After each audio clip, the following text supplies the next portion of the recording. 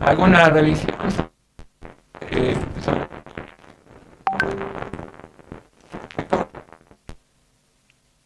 no sé qué es lo que puedo. Vamos a ver si nos desplazamos y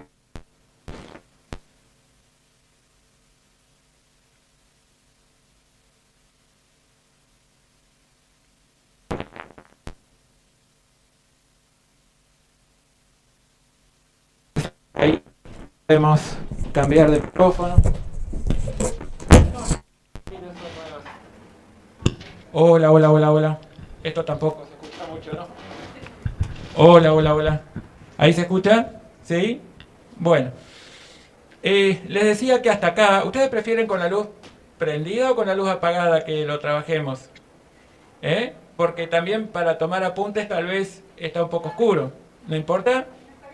Así está bien. Perfecto. Bueno, les decía que hasta acá han revisado o hemos revisado en conjunto algunas cuestiones que tienen que ver con la contabilidad básica, ¿sí?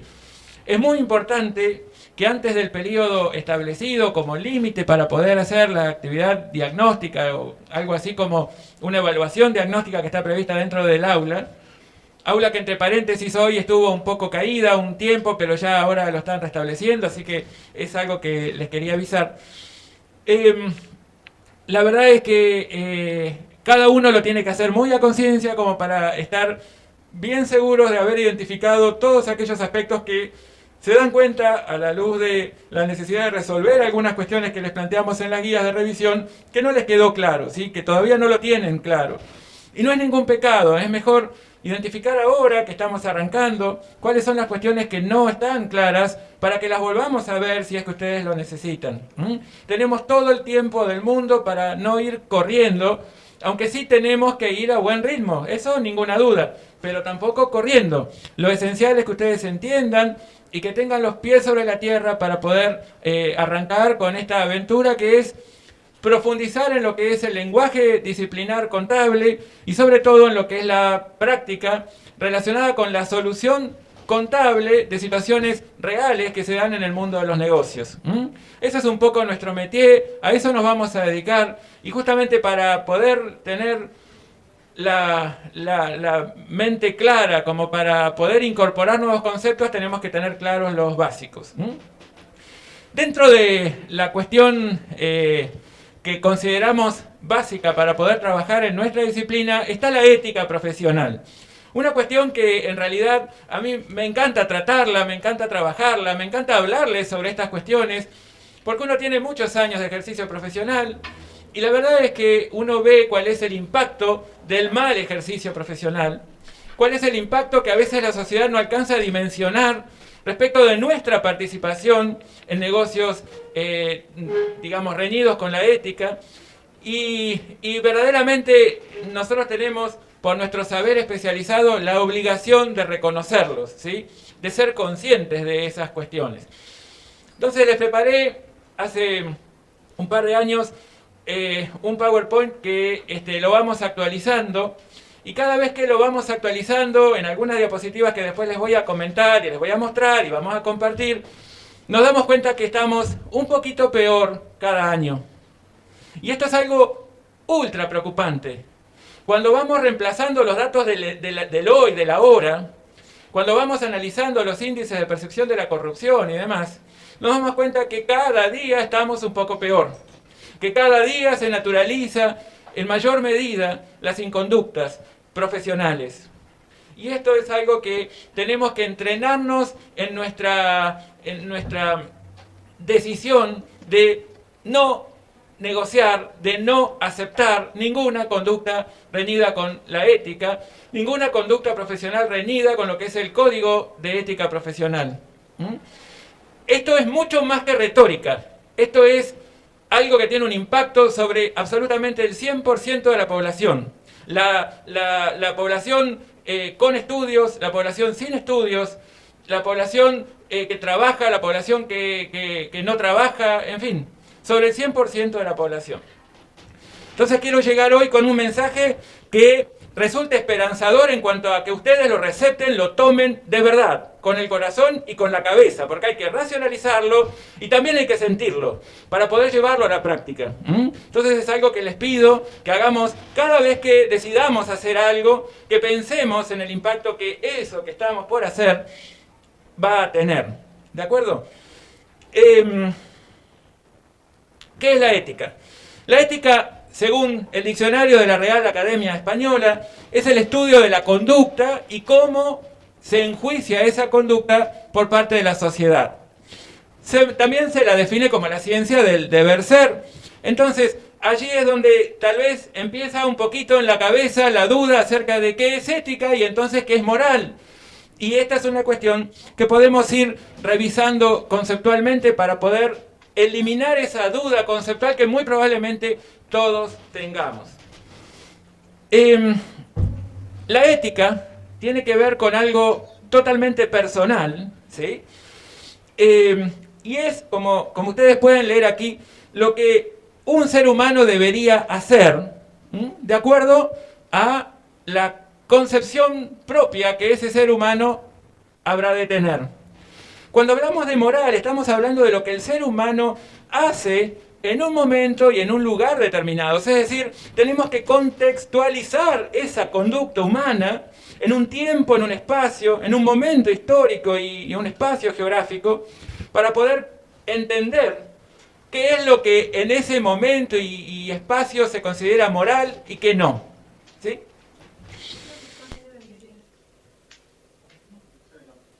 Entonces, es muy importante, y yo les voy a ir avanzando para ver la diapositiva completa, es muy importante que distingamos, por comparación, cuál es la diferencia entre la ética y la moral. Cuando hablamos de ética, hablamos de lo que el hombre es.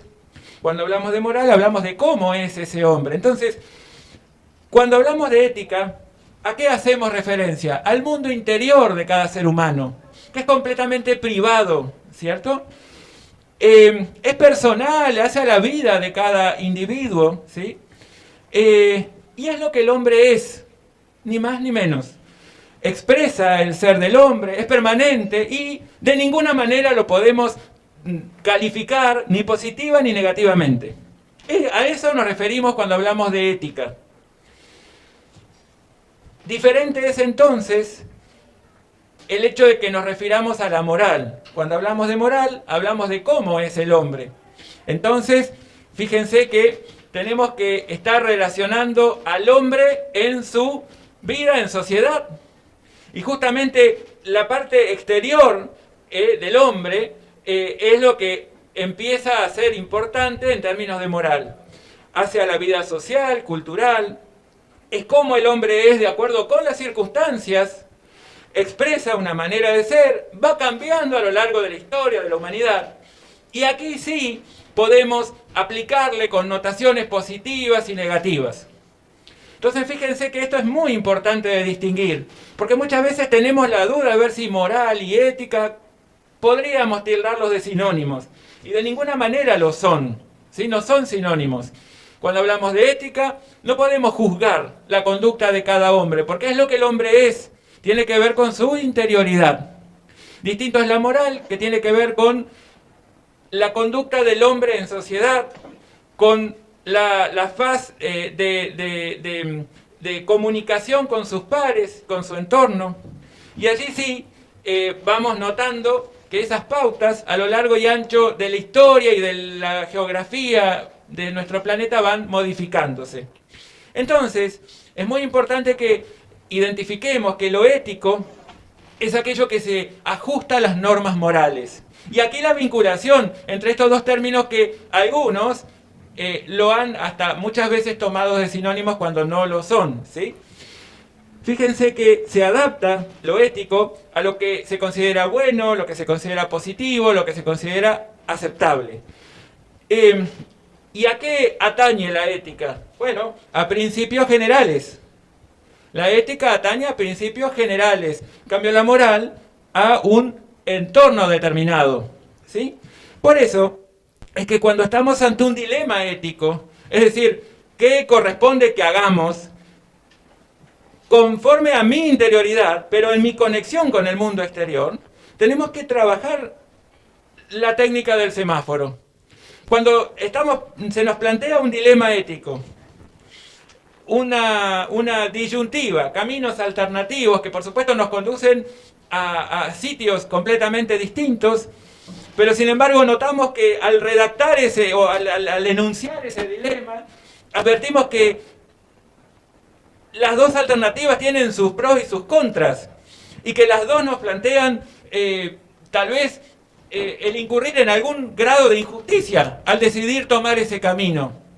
Y ese es un dilema, esa es una situación muy compleja, de resolución muy compleja, frente a la cual yo tengo que estar completamente seguro de varias cuestiones. Entonces ahora lo que vamos a estudiar o a repasar juntos es cómo actuar ante un dilema y, primero que nada, plantear la técnica del semáforo. ¿Por qué? Porque lo que tenemos que hacer es parar ante el planteo de un dilema, pensar y después actuar. ¿Sí? Aquí no se nota mucho, pero aquí en este amarillo dice pensar. ¿Sí? Ustedes cuando suban el material lo van a tener. Entonces, aquí tenemos cuáles son los pasos que tenemos que dar. Ante un dilema ético, un dilema moral, analizamos los hechos, distinguimos los principios éticos de los hechos, determinamos quién se ve afectado por el resultado del dilema y cómo quedaría afectado cada uno de los que están involucrados. Identificamos las alternativas, ¿sí?, para resolver ese dilema.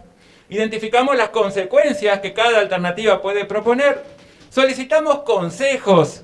¿A quiénes? Solicitamos consejos a fuentes confiables, a fuentes que nosotros identifiquemos como ajustadas a las normas morales. ¿De acuerdo? No que necesariamente coincidamos con esa persona en términos de nuestras creencias interiores, o lo que es lo mismo decir, nuestra propia ética. ¿De acuerdo? Y entonces, cuando tomemos una decisión, y este es el fin de la resolución del dilema, nosotros tenemos que identificar las consecuencias, y entonces cuando tomemos una decisión, tenemos que estar seguros de poder defender esa decisión que hemos tomado y esas consecuencias que hemos generado al tomar ese curso de acción. Entonces, cualquier profesión, no importa que seamos contadores, abogados, médicos, arquitectos, ingenieros, no importa nuestra profesión, cualquiera plantea estos principios éticos, que por supuesto, en cuanto a su entorno de aplicación en términos de las conductas que sí se pueden calificar de positivas o negativas, es decir, las conductas morales de cada época, se pueden ir entendiendo de una manera diferente. Pero esto que hace a la interioridad tiene que ver con ser leal, practicar la buena fe a lo largo y, digamos, en cada acto de nuestro ejercicio profesional, desempeñar la profesión de un modo cuidadoso, de un modo responsable, respetar a los colegas, que esto hace a respetar la profesión. Entonces, yo muchas veces digo, cualquiera de nosotros se puede presentar como aquí, ustedes lo verán, vestidos de una manera diferente. Y está bien, cada uno viste como puede, como quiere, como siente que debe hacerlo. Y pueden hablar, dirigirse al prójimo de una manera diferente. Claramente, cualquiera de nosotros vamos a elegir dirigirnos al prójimo de un modo distinto, como entendemos resulte procedente. Pero nunca olviden, cuando sean profesionales, y para eso practíquenlo desde ahora, que son profesionales en formación, que ustedes tienen que ser ejemplos en la sociedad. Ejemplos de conducta, ejemplos en cuanto a la forma de dirigirse al prójimo.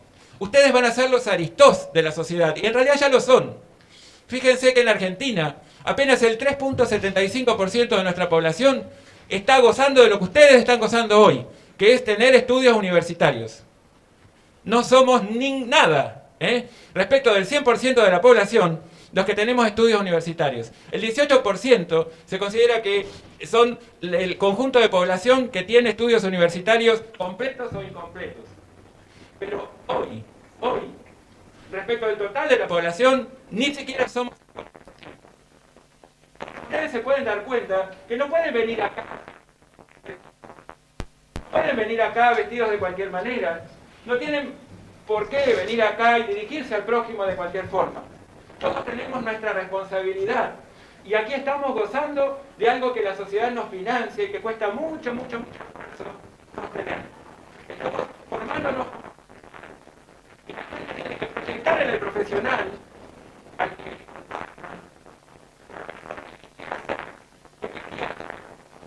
aspiraría que sus hijos sean. Entonces, tenemos que todo el tiempo, en nuestra acción individual y en nuestras casas, y en nuestra acción pública, en sociedad, debemos ser permanentemente un ejemplo. Nos estén viendo o no nos estén viendo, nos estén escuchando o no nos estén escuchando. Permanentemente debemos ser un ejemplo en nuestra sociedad. Y esto, que no es muy frecuente de escuchar hoy, y mucho menos de ver con nuestros propios ojos hoy, en donde lo chabacano, en donde el excesivo, se me fue la palabra, pero como el excesivo, la excesiva confianza en cuanto al trato al prójimo, con el prójimo, va diezmando valores que la profesión debe resaltar, defender y ejemplificar, ¿sí?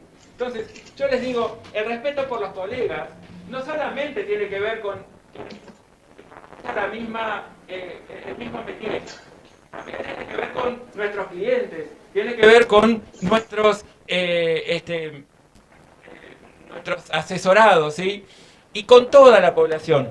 Y la discreción también es digamos, un valor, una suerte de propiedad que debería reunir todo profesional, ¿sí? Es como una característica que debería ser propia de cualquier profesional.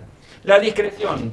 ¿Por qué? Porque nuestro saber especializado, la gente nos confía. Y nosotros vamos a recibir confesiones de nuestros clientes respecto de todos sus actos económicos, que por supuesto espera, a cambio de esa confesión, la guarda del secreto profesional debido y una solución diestra ante las situaciones que nos están planteando y a la luz de nuestros conocimientos especializados. Entonces, esto es lo normal. Si ustedes van a ver un médico, no quieren que el médico en todas sus reuniones sociales o familiares cuente lo que a sus pacientes les ocurre. Tampoco les gustaría que sus arquitectos muestren el proyecto a todo el mundo de la casa que están ustedes imaginando. Tampoco les gustaría que el ingeniero dé detalles acerca de los datos, de cómo está construida su vivienda o su empresa. Tampoco les gustaría que sus contadores o sus licenciados en administración o en economía cuenten las características de su emprendimiento comercial o su emprendimiento industrial. Entonces, es muy importante que todos estos valores los defendamos, los incorporemos y los exijamos al prójimo profesional también. Sabater decía que la ética implica saber elegir, saber vivir. Y miren lo maravilloso de esta definición, siéntanlo, lo importante que es esto que nos enseña Sabater, que el hombre es al mismo tiempo el escultor y el mármol. Si ustedes son conscientes de eso, el día que sean conscientes que ustedes mismos son el mármol y sus propios escultores, se darían cuenta lo importante que es esto que están haciendo hoy, que es asistiendo a una universidad para aprender, para lograr formar ese profesional que quieren ser.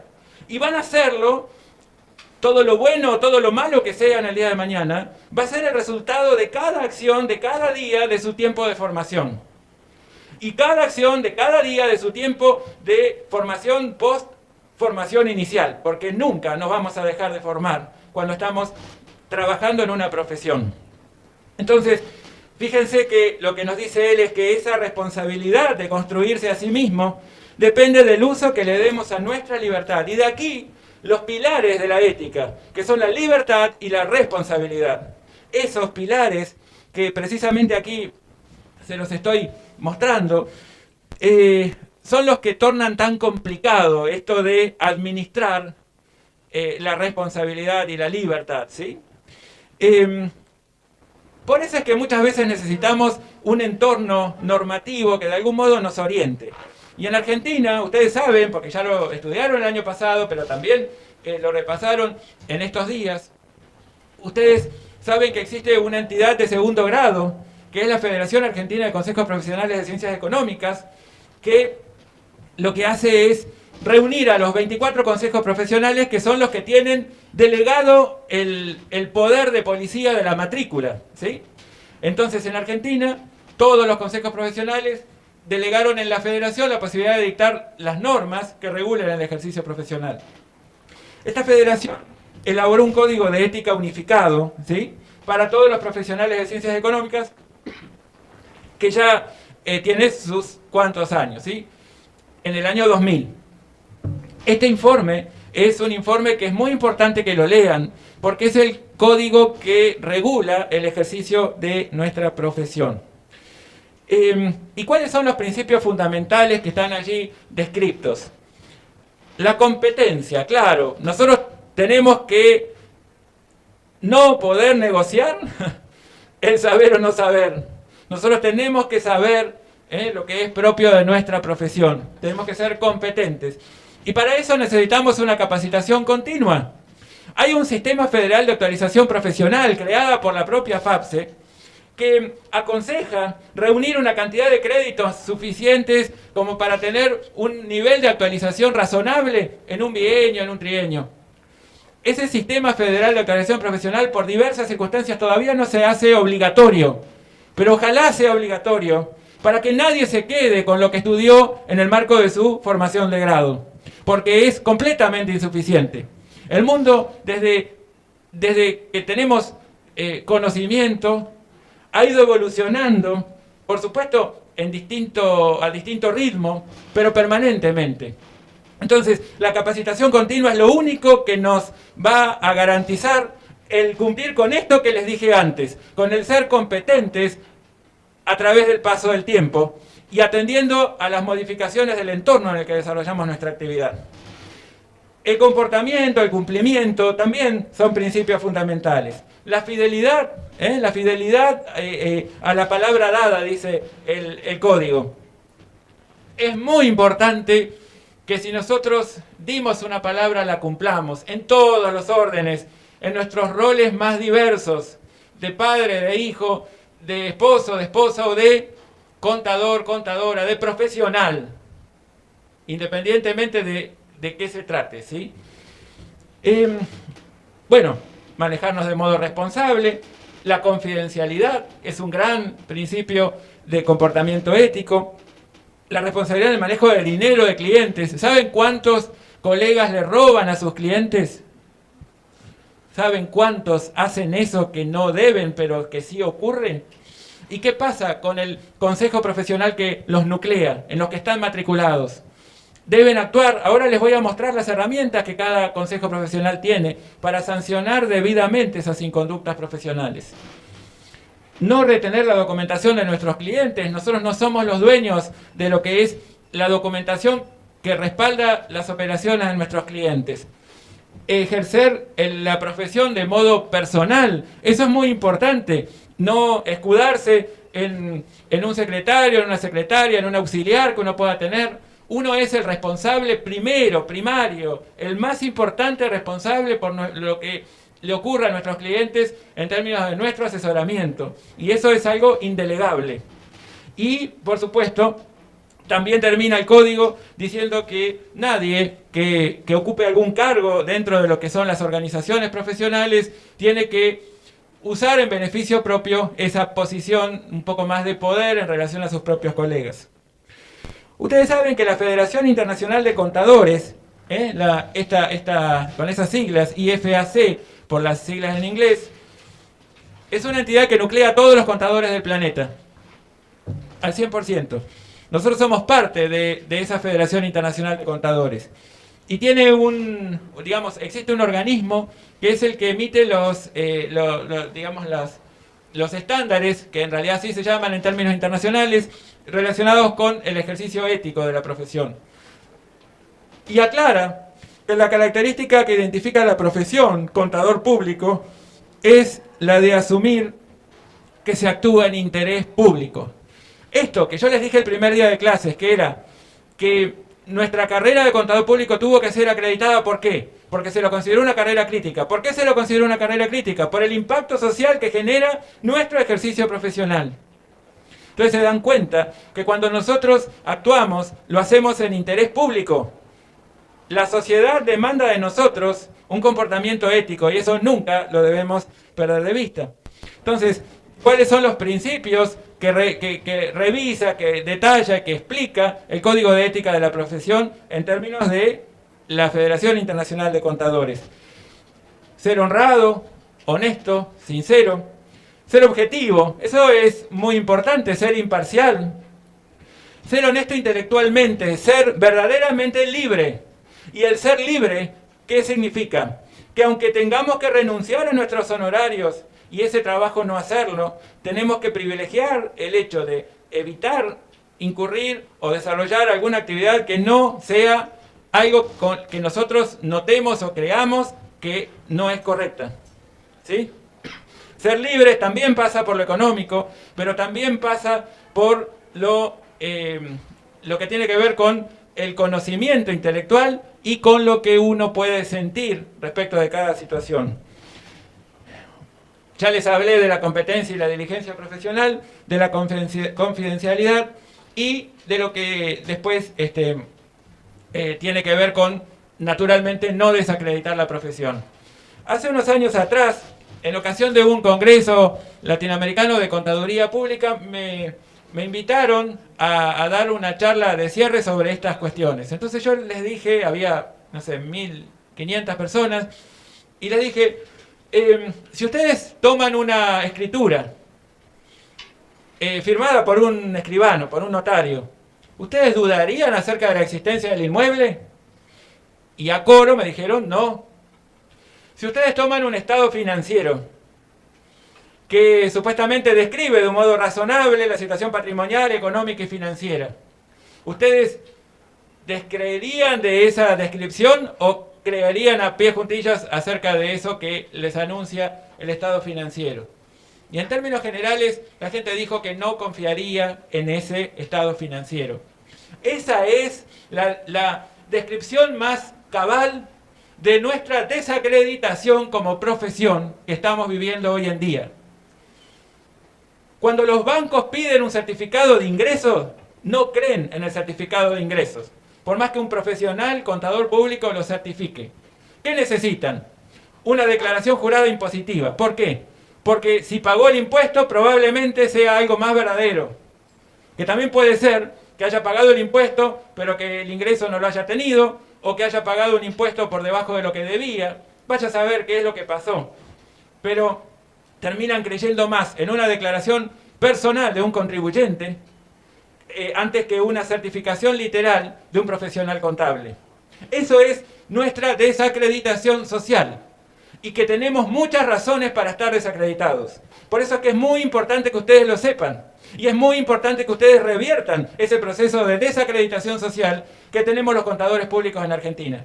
Y me atrevo a decir, en una buena parte del mundo.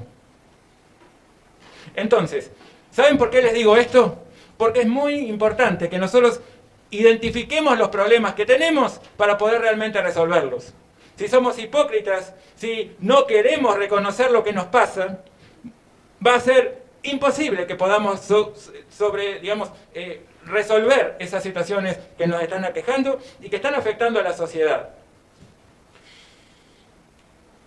Siempre pongo el mismo ejemplo, pero me encanta traerlo a colación cada vez que puedo ante un auditorio público. Me gusta más aún, reseñar este ejemplo, que creo que se entiende más claro que muchas otras cuestiones acompañadas de más retórica. ¿Qué pasaría si un ladrón de celulares no encontrar un mercado en donde reducir ese celular que robó, en donde convertirlo en dinero efectivo. Claramente ese ladrón dejaría de robar celulares, porque dejaría de cobrar importancia en términos a lo que él pretende lograr con esa inacción. ¿Cierto?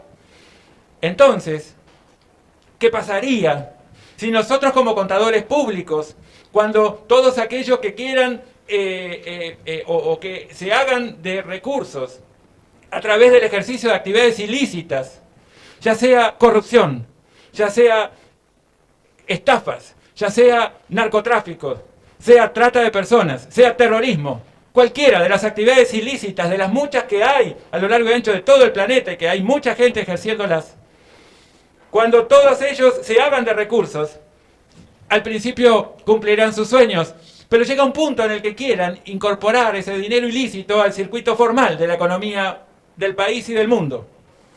Para eso nos necesitan a nosotros los contadores, para darle un ropaje jurídico a esa acción que quieren llevar adelante y para darle una razonabilidad patrimonial, económica y financiera a esa actividad que van a ir desarrollando.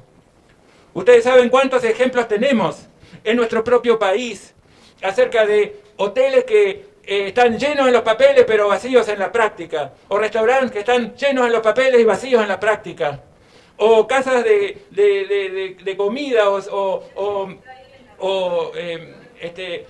comercios de cualquier naturaleza, que supuestamente son ultra exitosos, pero uno ve que en la práctica no tienen tal movimiento. ¿Por qué hacen eso? Porque a través del ejercicio de una actividad lícita quieren incorporar los resultados abultados de los que se hacen a partir del desarrollo de una actividad ilícita. Entonces, si ustedes roban, si ustedes son narcotraficantes, si ustedes son terroristas, van a necesitar en algún momento que todo ese dinero lo canalicen a través de una actividad lícita y supuestamente pasar a ser empresarios exitosos en X actividad económica.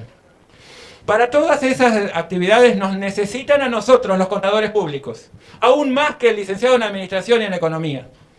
Y la sociedad ni siquiera debe sospechar el poder que nosotros tenemos como contadores públicos para cortar con el ejercicio de las actividades ilícitas. Y simplemente ni siquiera hace falta que nosotros actuemos como denunciantes. ¿Saben cómo deberíamos cortar con todo esto? Simplemente diciendo no. Y que ella diga no, que el amigo diga no, que todos digan no. Y que entonces quien necesita de nuestro asesoramiento no encuentre en el conjunto de contadores del planeta quien le pueda hacer eso que necesita hacer para lograr su objetivo.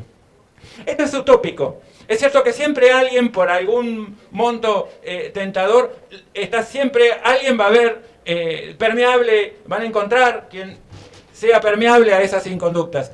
Pero créanme que nosotros tenemos en nuestras manos, como profesionales de ciencias económicas y particularmente como contadores, un poder inmenso para terminar con estas cuestiones que matan, estas cuestiones que generan muertes, que es cierto que causa un perjuicio tan profundo en la sociedad, como todos los hechos que les acabo de describir, que vaya si no queremos tomar conciencia y no nos importa, bueno, efectivamente no deberíamos ser profesionales, ¿sí?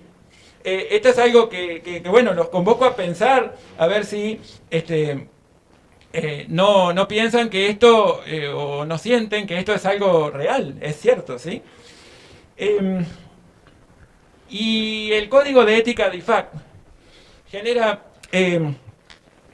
o identifica, en realidad, identifica varias amenazas y varias salvaguardas en relación a las amenazas. Entonces aquí ven que hay amenazas de interés propio, amenazas de autorrevisión. Nosotros tenemos un interés puntual en que esto se lleve a cabo, entonces voy a dictaminar a favor, voy a decir que no tengo nada que reseñar, nada que objetar. Mi opinión va a ser limpia, sin ningún tipo de salvedad, si yo estoy involucrado en el negocio que de alguna manera estoy auditando. Yo no acepto que me puedo equivocar, entonces si tengo amenazas de autorrevisión, es muy probable que incurra en algún incumplimiento del código de ética. Las amenazas de abogacía, cuando nosotros tomamos algo así como la defensa de nuestro propio cliente y nos convertimos en su, casi en su representante. Por familiaridad, claro, a todos nos pasa, los que tenemos algunos años, con más razón, que hay muchos clientes que son, o con ellos, de alguna manera se estableció algún tipo de amistad, ¿sí? Pero nunca hay que mezclar la cuestión personal, estrictamente personal, de la cuestión profesional. Cuando nosotros nos sentimos muy cercanos a un cliente y lo apreciamos, lo sentimos casi como familia, tenemos que ser inclusive más críticos aún respecto de lo que pueda llegar a pensar en hacer, ¿sí? Pero es una amenaza, ese fuerte lazo que puede unir a un profesional con un cliente. Y por supuesto de intimidación, el miedo, ya sea por lo económico, sea por lo que puedan decirse digamos, en el gremio, o lo que puedan decir otros clientes reales o potenciales, bueno, puede que justifique algún tipo de inconducta. Entonces, hay salvaguardas que el propio código prevé, ¿sí? Formas de alguna manera resolver o contrarrestar esas amenazas. Naturalmente las normativas, para eso es que se dictan un código de ética, y las generadas por el propio entorno de trabajo, que debe ser virtuoso en este sentido. Y fíjense algo que les digo acá, que lo vamos a leer juntos para entender de qué se trata. Fíjense que, ¿qué es el auditor? El auditor es, vamos a suponer que ustedes dicen, bueno, voy a comprar 10 unidades de producto y voy a vender 8 unidades de producto. Las 8 unidades de producto que vendí, las vendí a tal precio. Las que compré, las compré a tal precio. Las que me quedaron a tal precio. Fantástico. Y eso es lo que supuestamente hizo el cliente. Entonces, ustedes como auditores, ¿qué hacen? Así que en enero había comprado las mercaderías. Deme la orden de compra.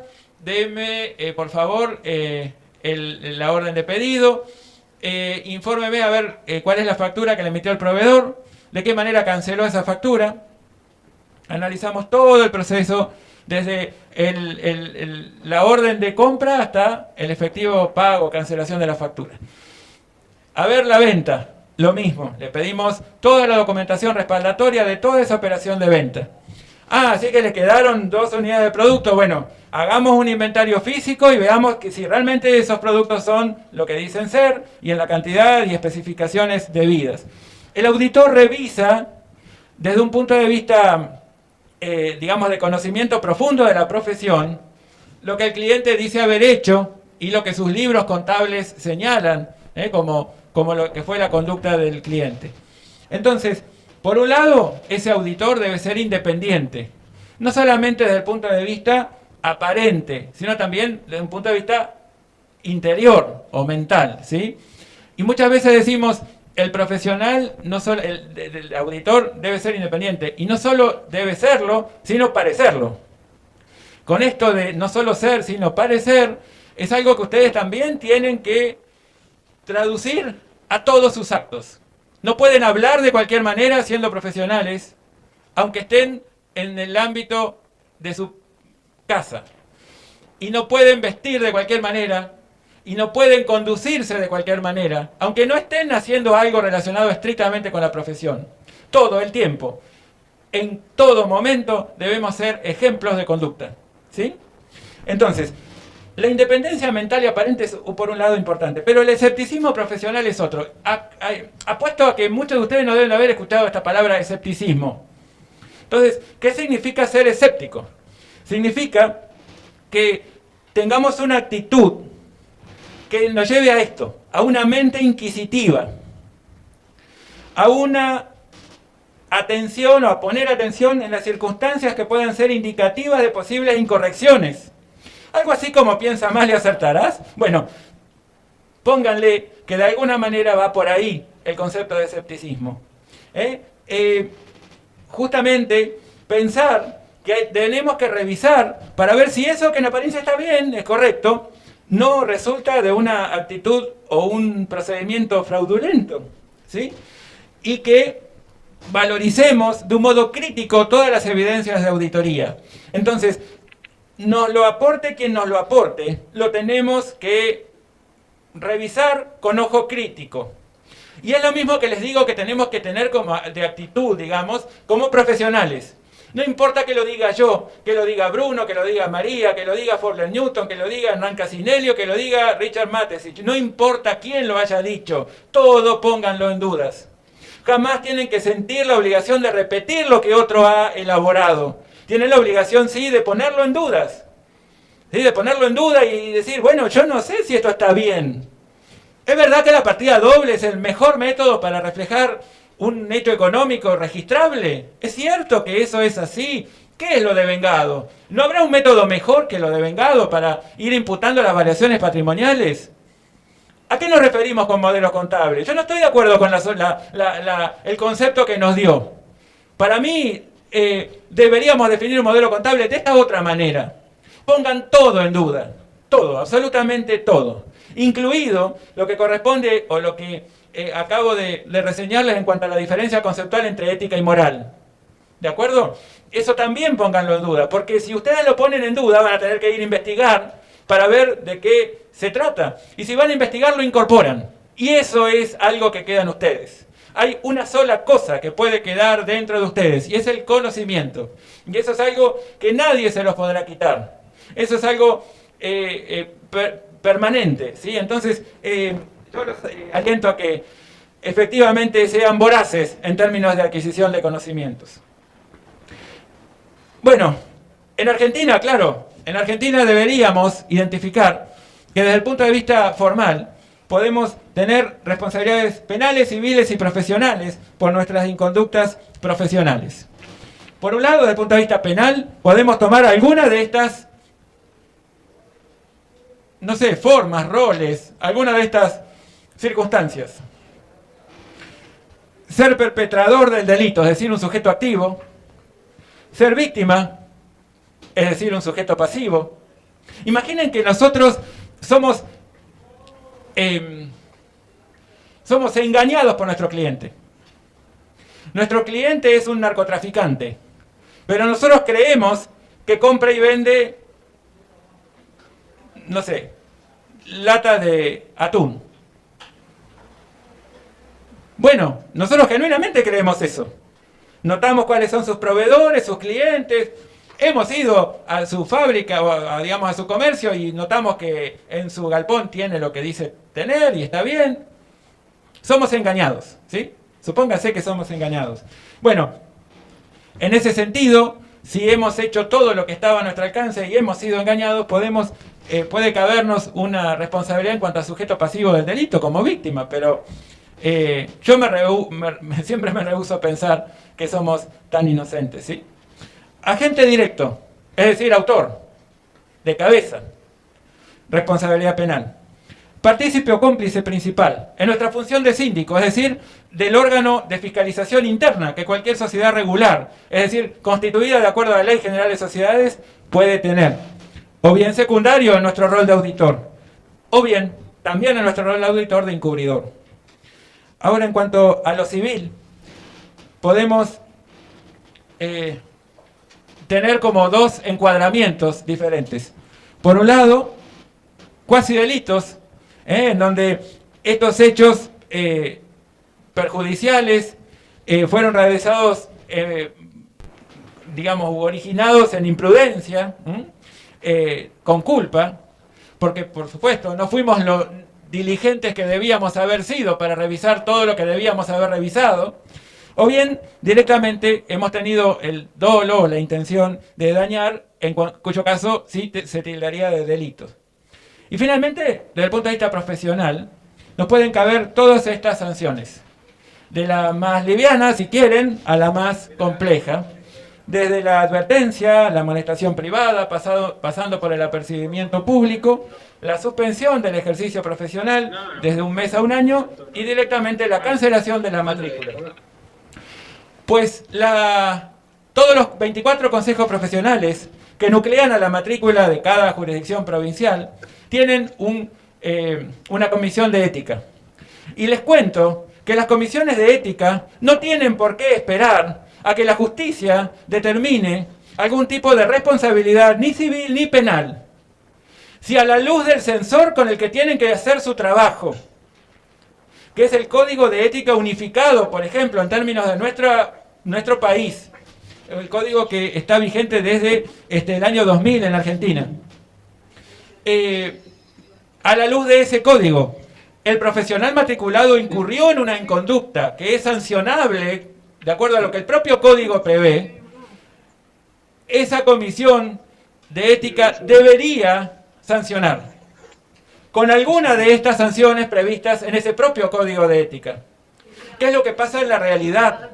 Por cobardía y por ser básicamente encubridores de inconductas de colegas, muchos consejos profesionales no hacen esto y dicen esperar a que la justicia, con los tiempos que la justicia importa, ¿Para qué ensuciarse? determinen su responsabilidad civil o penal.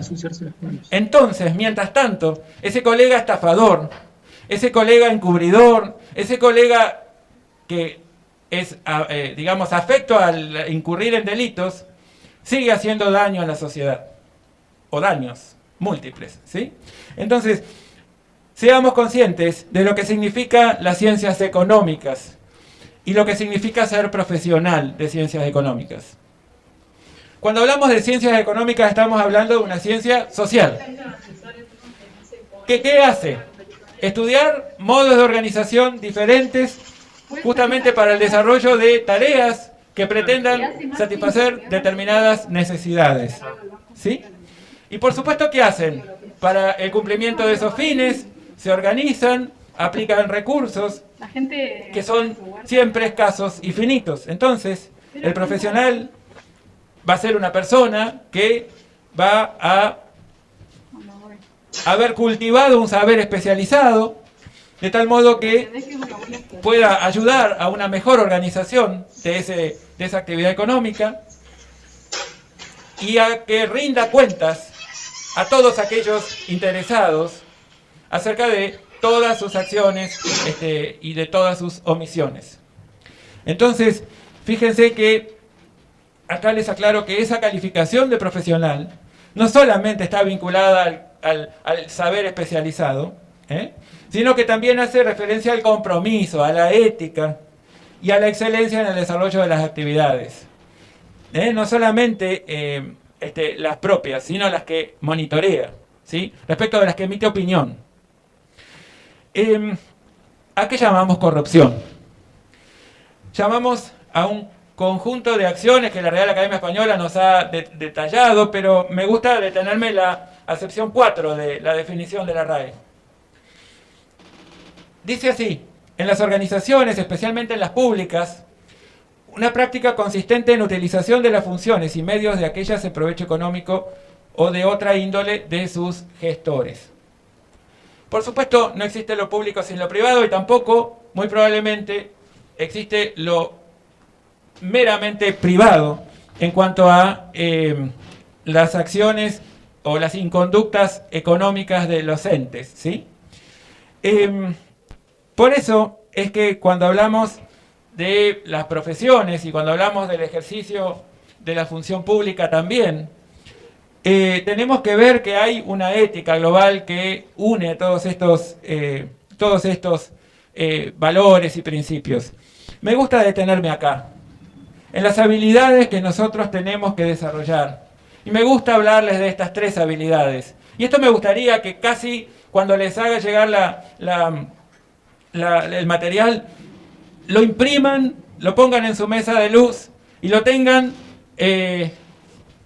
como una cuestión que deberían incorporarlo tanto, que lo deberían aprender de memoria y sentirlo que es realmente importante. Convencerse que es importante. Me encantaría que dentro de muchos años cada uno de ustedes sea el mensajero de esta idea que seguramente va a tener un gran rédito social. Primero, que ustedes se permitan preguntarse, al hacer lo que están haciendo, sea lo que fuere, ustedes saben qué están haciendo, pueden de alguna manera racionalizar eso que están haciendo. Ajá. Ahora, ¿pueden decir lo que hacen? ¿Tienen algún impedimento para decir lo que hacen? Y luego, ¿pueden hacer lo que dice que hacen? ¿Sí? Entonces, ser conscientes de qué están haciendo cuando están haciendo algo. Ser lo transparente que se necesita ser para poder contar qué es lo que están haciendo y para hacer lo que dicen que están haciendo, garantiza que no están haciendo nada malo. ¿Se dan cuenta? Eso es lo que en realidad pretendo que ustedes lleven a cada acto de sus vidas. Y ni hablar como profesionales, ni hablar. Esto ni siquiera debería ponerse en duda en su función profesional. Por supuesto, tampoco en su función como individuo que vive en sociedad. Porque esto tenemos que incorporarlo a cada una de nuestras acciones. ¿Sí? Entonces, cada vez que están haciendo algo, preguntarse, ¿sabemos qué es lo que estamos haciendo? ¿Podemos decir lo que hacemos? ¿Podemos hacer lo que decimos que hacemos? Bueno, después de reflexionar sobre esto, ustedes se van a dar cuenta que hay una responsabilidad social empresaria y una responsabilidad social profesional que podemos identificar. La responsabilidad social empresaria tiene que ver con hacer negocios basados en principios éticos y apegados a la ley. No estamos inventando nada nuevo, pero eso es lo que significa ser responsable socialmente en cuanto o desde el punto de vista del agente económico. Entonces, en la medida que hagamos negocios basados en principios éticos y conformes a la ley, estará todo bien. Ahora, en nuestra función profesional, lo que tenemos que ser conscientes es en nuestro deber ético de internalizar las externalidades. ¿A qué llamamos externalidades? Llamamos a los efectos, muchas veces no buscados, que a veces son positivos, a veces son negativos, en otras circunstancias posicionales, y que en la economía se trabaja mucho, y aquellos que están transitando su formación como licenciados en economía lo van a seguramente asociar con algo que ya habrán visto, y que genera consecuencias entonces no buscadas en el prójimo, y que en algunos casos son positivas, en otros casos son negativas, y la verdad es que surgen de poder advertir que esas consecuencias uno las está generando en el prójimo.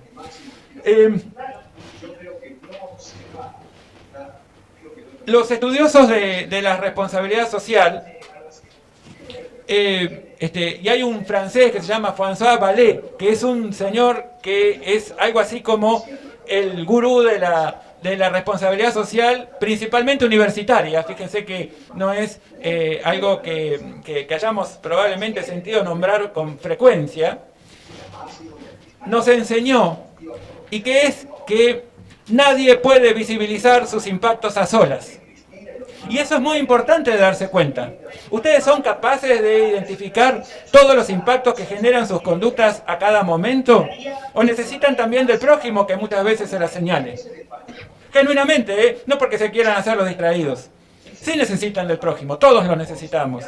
Si yo ahora estoy haciendo algo que no debo, les juro que no es mi intención, pero ruego que me lo indiquen para poder resolverlo.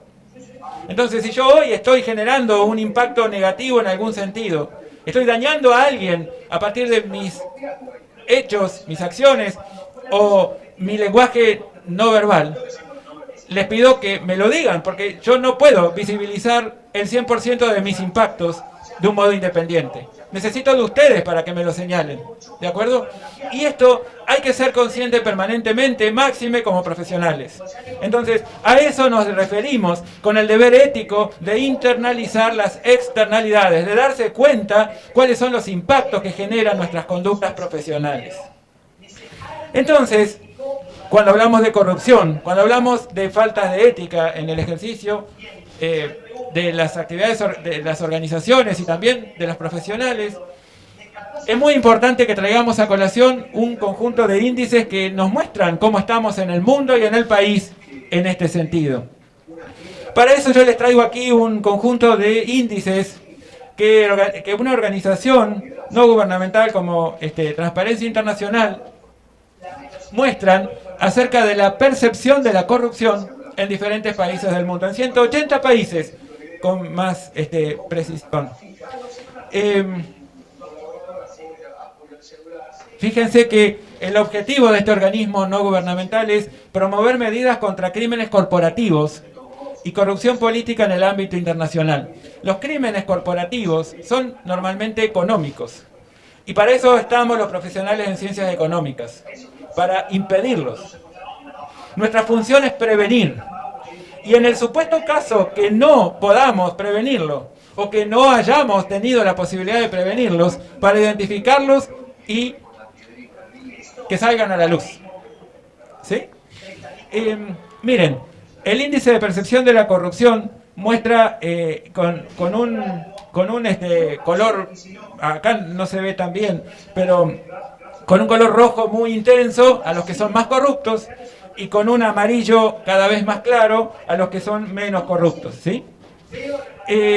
Aquí hay 180 países, una escala que va de 0 a 100, en donde 100 indica limpio de corrupción y 0 indica totalmente corrupto, en donde 2/3 de los 180 países puntúan por debajo de 50 y donde la puntuación media es 43. ¿Se dan cuenta que es un problema mundial?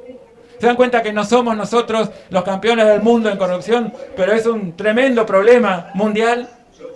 Miren, estos son los índices de cada país. El país cuyo índice de percepción de la corrupción es más bajo es Dinamarca. Sigue Finlandia, Nueva Zelanda, Noruega, Singapur, bueno, países Suiza, Países Bajos, demás. Vamos avanzando en el grado de intensidad del rojo hasta que llegamos a los últimos. Afganistán, Corea del Norte, Yemen, Venezuela, Somalia, Siria y Sudán del Sur. Países con más alta puntuación. Hola, hola. Países con más alta puntuación. Dinamarca con 88 sobre 100. Nueva Zelanda 88 sobre 100. Finlandia 85, lo mismo que Singapur, Suecia y Suiza. Los más corruptos. Venezuela 15 sobre 100. Lo mismo que Yemen.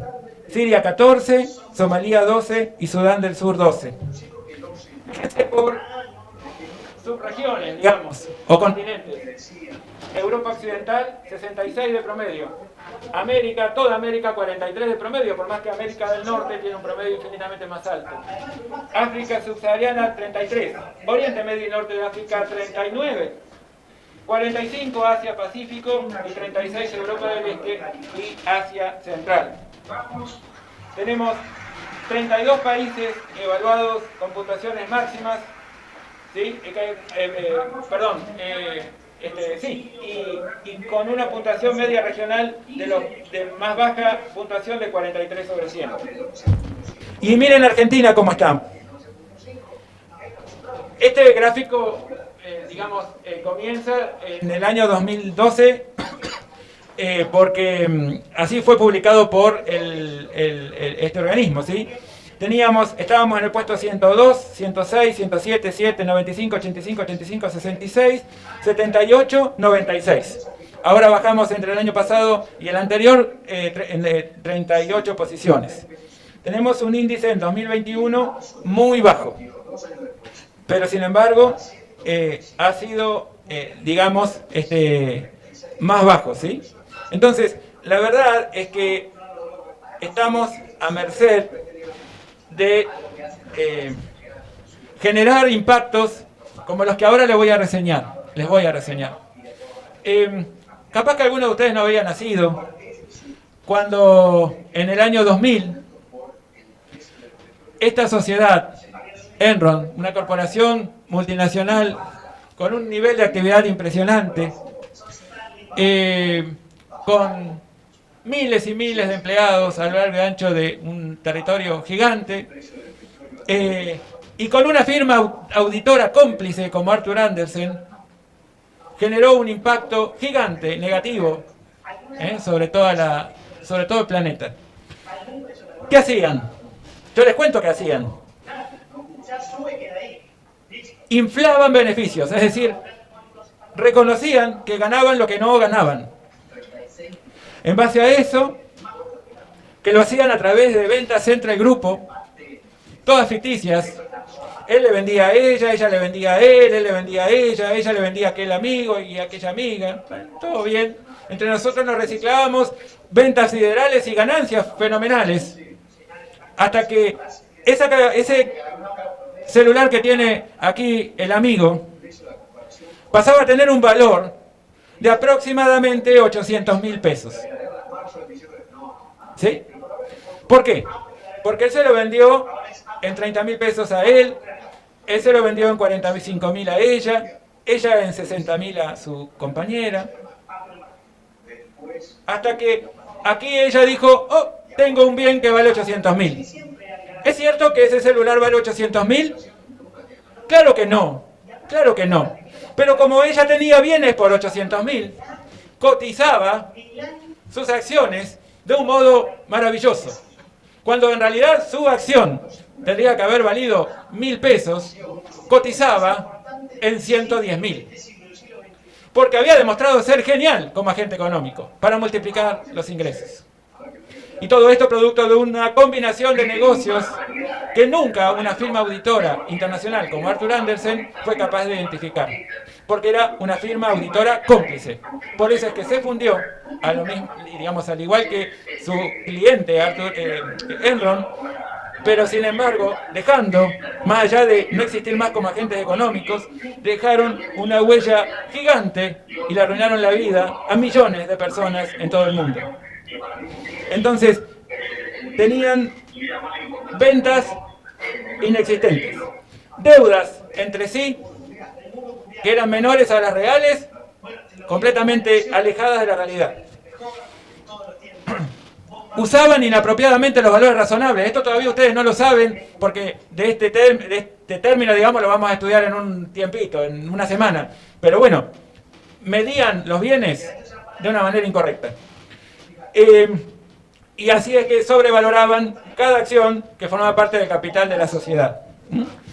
Entonces, ¿qué salió para defenderse de todo esto? Una ley que aumentaba las penas por delitos societarios, que aumentaba todos los requerimientos de desglose de información justamente para poder evitar estas situaciones anómalas.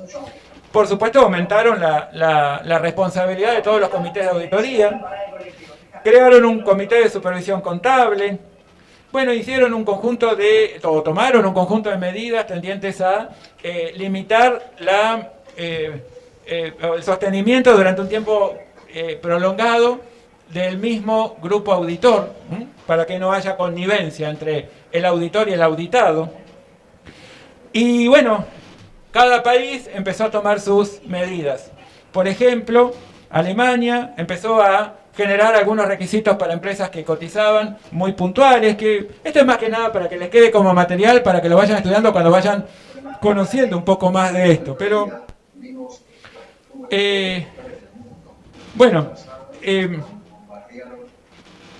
se fueron tomando medidas, pero desde el año 2000 hasta el 2002, 2003, 2004, no se pudieron resolver los problemas que se habían generado desde hacía mucho tiempo.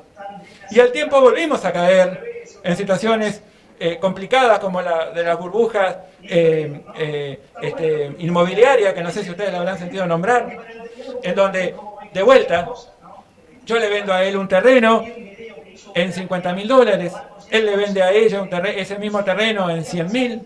De repente viene allí su colega y le dice, no, este es un terreno maravilloso, vale 800.000.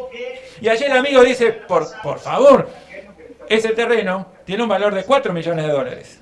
¿Sí? Y así vamos creando una burbuja en donde vamos generando operaciones de compra-venta por valores completamente fuera de lugar. Y vamos creando necesidades de toma de deuda con garantía hipotecaria, es decir, con garantía sobre esos bienes para el aportante de los recursos, que por supuesto resultan impagables. Entonces se va generando toda una ficción Hasta que algún buen día dicen, pero por favor, ¿cómo va a ser el valor de 4 millones de dólares? No, el valor era 50.000. Se pinchó el globo y cayeron todos los que en el medio creyeron haber hecho un buen negocio. Pero para eso hace falta mucha cabeza para querer cometer un acto ilícito. Y sostenerlo en el tiempo, que también es muy complicado de hacer, pero es posible. La historia nos lo demuestra.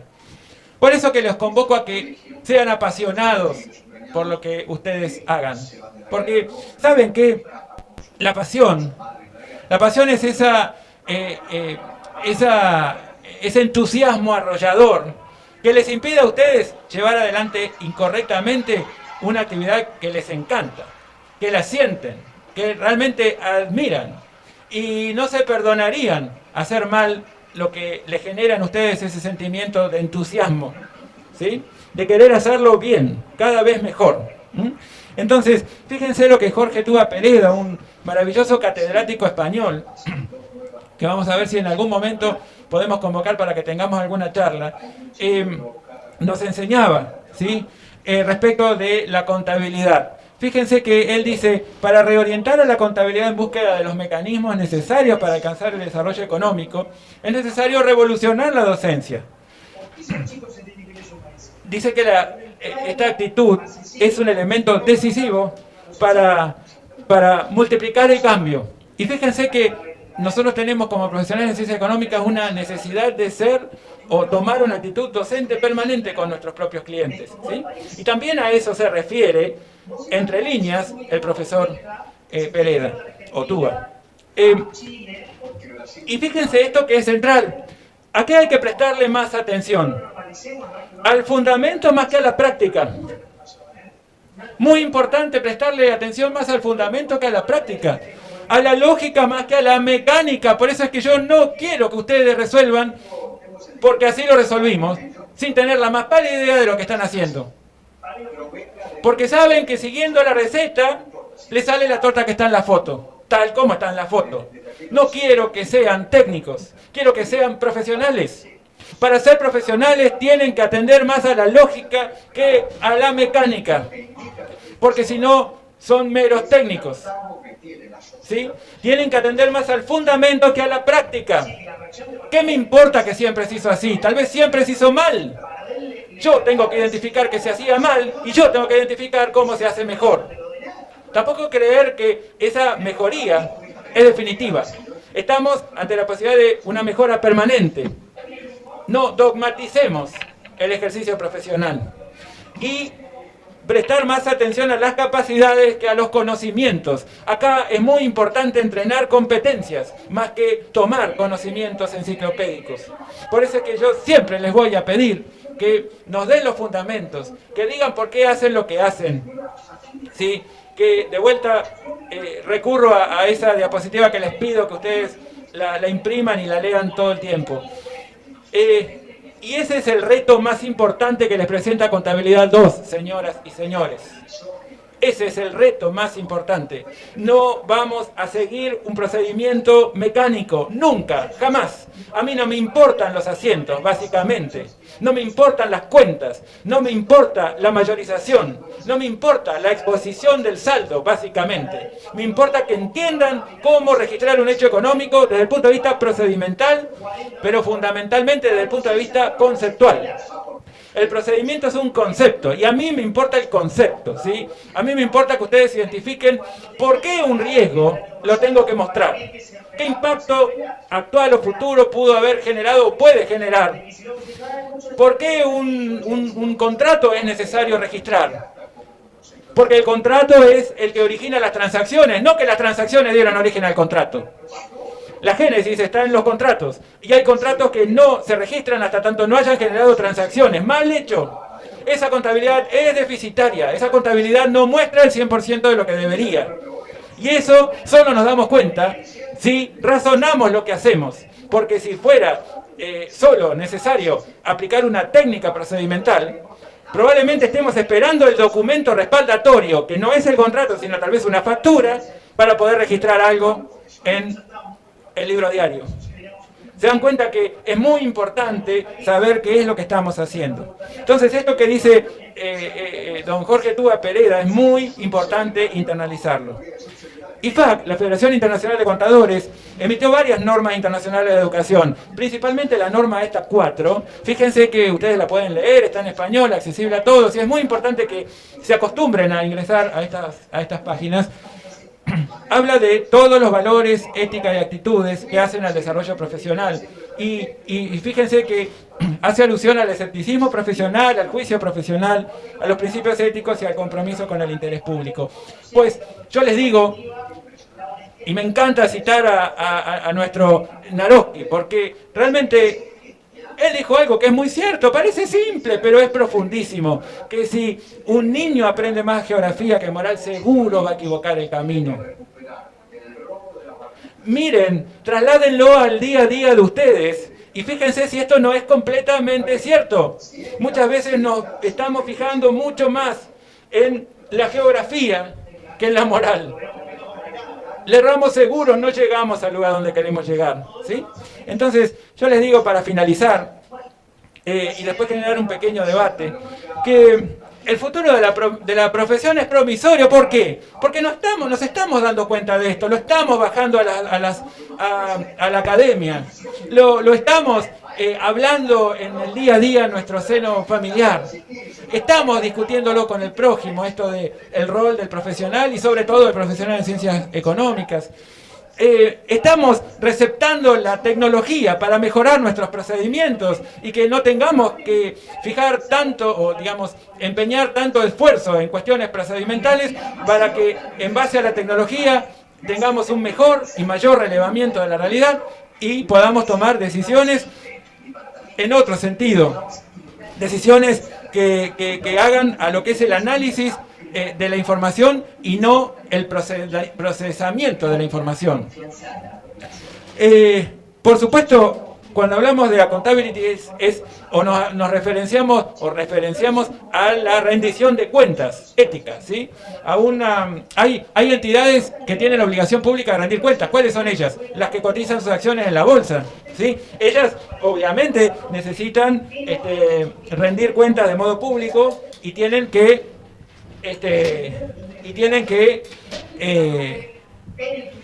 hacerlo a través de las vías que corresponden, por ejemplo, emitiendo un estado financiero.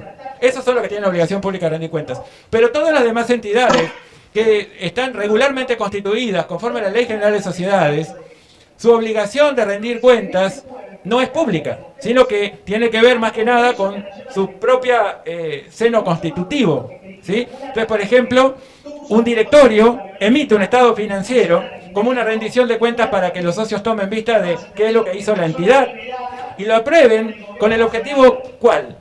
De que la sociedad conozca qué es lo que hizo la entidad y cuál es su situación patrimonial, económica y financiera. Y hay un auditor que le dijo a la sociedad que puede confiar, porque conforme los sensores que él tuvo en cuenta, que son las RT 8, 9, 16, 17 y demás, está bien consolidada la información y bien expuesta. Y que puede confiar. Pero justamente esta realidad de nuestra profesión, lo que a mí me parece tan maravilloso que hoy debamos identificar como una oportunidad de oro, es que en base al uso de las tecnologías de información y comunicación y al desarrollo de habilidades blandas y de capacitación continua para ir cultivando permanentemente la faz nuestra puramente de conocimiento, nos lleve a un ejercicio profesional distinto. Ya no vamos a dedicar mucho tiempo de cada día para el ejercicio de actividades reiterativas, repetitivas. Vamos a dedicar mucho tiempo al análisis, al asesoramiento hacia nuestros clientes. Y eso es muy importante porque es lo que verdaderamente nos convierte en profesionales. Y fíjense lo que dice Tony Robbins, un orador motivacional muy interesante que se los aconsejo que lo conozcan al menos. Él dice que todas las decisiones en la vida son axiológicas, es decir, tienen que ver con valores. Entonces yo los convoco a que tomen la vida con las dos manos y